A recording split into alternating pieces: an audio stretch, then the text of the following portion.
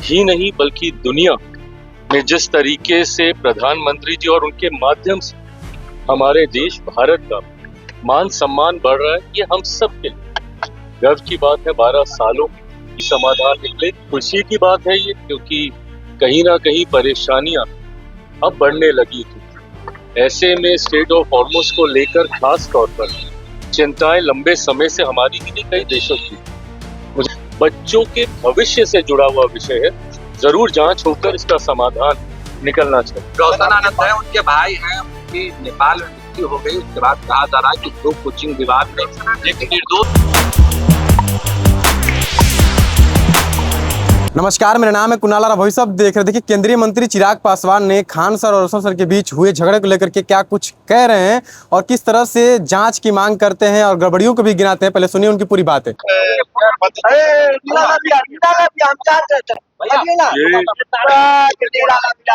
ये हम सबके लिए गर्व की बात है जब अलग अलग देशों के सर्वोच्च सम्मान से हमारे प्रधानमंत्री आदरणीय नरेंद्र मोदी जी को जब सम्मानित किया जाता है, तो ये सम्मान महज एक व्यक्ति का या देश के प्रधानमंत्री का नहीं, ये सम्मान देश के 140 करोड़ लोगों का है।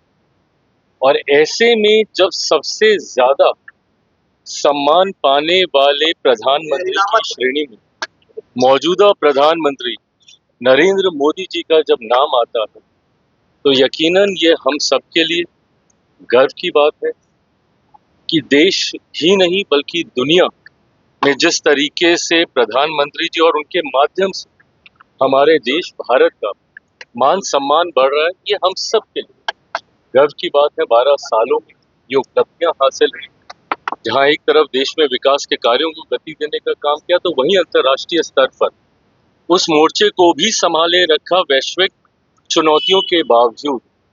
और यही परिणाम है कि आज अधिकांश देश प्रधानमंत्री जी के इन कार्यों को की प्रशंसा कर रहे हैं, उनको रिकॉग्नाइज कर रहे हैं। बिल्कुल सही। अब जिस तरीके से उम्मीद हम लोग रख ही रहे थे कि ईरान, इजराइल और अमेरिका के बीच में जिस तरीके से परिस्थितियां बनी हुई थी, जल्द उसका कोई समाधान निकले, खुशी की बात है ये, क्योंकि कहीं ना कहीं परेशानियां अब बढ़ने लगी थी। ऐसे में स्टेट ऑफ हॉर्मुज को लेकर खास तौर पर चिंताएं लंबे समय से हमारी ही नहीं कई देशों की। मुझे लगता है कि अब उसका समाधान हो जाएगा। रोशन आनंद और खान सर के विवाद के बीच से तेजस्वी यादव ने मुख्यमंत्री के पत्र लिखा है और जल्द जांच की मांग की। देखिए, जांच तो हो ही रही है और जांच होनी भी चाहिए। सत्य सामने आना चाहिए, कहाँ कौन दोषी, किस वजह से ये पूरा घटना चक्र घटा, वो जरूर सामने आना चाहिए। सर, कोचिंग माफिया की बात हो रही है, क्या बिहार में कोचिंग माफिया पनप रहे हैं? देखिए, मैं माफिया जैसा शब्द शिक्षा के साथ नहीं जोड़ना चाहूंगा, पर हाँ, कहीं ना कहीं कुछ गड़बड़ियां तो हुई हैं जिसकी वजह से स्थिति असहज हुई है। मैं मानता हूं कि ये जांच का विषय है, बच्चों के भविष्य से जुड़ा हुआ विषय है, जरूर जांच होकर इसका समाधान निकलना चाहिए। रोशन आनंद है, उनके भाई हैं, उनकी नेपाल में मृत्यु हो गई। उसके बाद कहा जा रहा है कि 2 कोचिंग विवाद में एक निर्दोष की मौत हो गई। देखिए, मैं जांच होनी चाहिए। मुझे नहीं पता कि क्या कारण रहा जिस वजह से उनका निधन हो, बट हाँ, पुनः जब मैं जांच की बात करता हूं, मैं इन तमाम बिंदुओं को मद्देनजर रखते हुए किसी के साथ कोई अन्याय ना हो, इस बात का ध्यान जरूर हमारी सरकार रखेगी।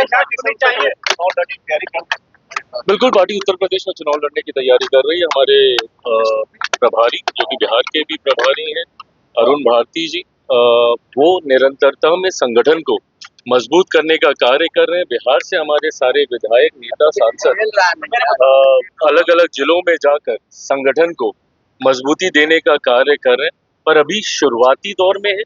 मुझे लगता है कि कुछ समय बीतेगा, धीरे धीरे हमारे भी कार्यक्रम वहां पे लगने शुरू होंगे और उसके बाद चुनावी दृष्टि से क्या स्वरूप बैठता है, उस पे अंतिम फैसला लिया जाएगा। Thank you. तो सुना आपने किस तरह से केंद्रीय मंत्री चिराग पासवान ने साफ कहा है कि जांच होनी भी चाहिए और किस तरह से कौन दोषी है सजा मिलनी भी चाहिए। रोशन सर के भाई जो प्रिंस यादव है उनकी मृत्यु पर उन्होंने कहा कि मुझे नहीं पता कि मृत्यु कैसे हुई, जैसी भी हुई हो, लेकिन उनकी जांच निष्पक्षता से होनी चाहिए। तेजस्वी यादव ने इस पर सीबीआई जांच की मांग की। अब देखना होगा कि इसके बाद सीबीआई जांच होती है कि नहीं। बहुत बहुत धन्यवाद। चैनल को सब्सक्राइब करें, इस पर लाइक करें।